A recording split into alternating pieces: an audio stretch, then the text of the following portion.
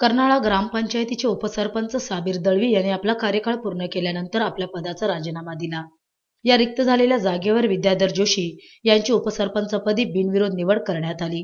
यावेळी नवनिर्वाचित उपसरपंच यांना शुभेच्छा देण्यासाठी कृषी उत्पन्न बाजार समितीचे माजी उपसभापती संतोष पाटील, उद्योजक हेमंत पाटील, सरपंच निवेदिता कानडे, माजी सरपंच सुषमा पाटील, राजू पाटील, भाई पाटील, जीवन टकले, साबीर दळवी आदी मान्यवर उपस्थित होते.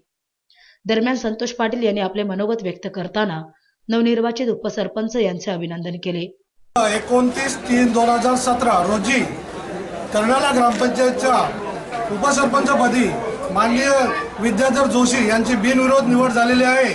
मला सांगताना अभिमान वाटतो की शेतकरी कामगार पक्ष जो शब्द देतो तो 100% पाळतो आणि या ठिकाणी हा शब्द पाळून विद्याधर जोशी यांना दिलेल्या टायमिंगमध्ये आज त्याला उपसरपंचपदी त्यांची निवड केलेली आहे. ह्या निवड केल्याबद्दल सर्व ग्रामपंचायतचे तसेच शेतकरी कामगार पक्षाचे मी मनापासून आभार मानतो. आणि तसेच यावेळी ग्रामस्थांनी देखील नवनिर्वाचित उपसरपंच यांना शुभेच्छा दिल्या.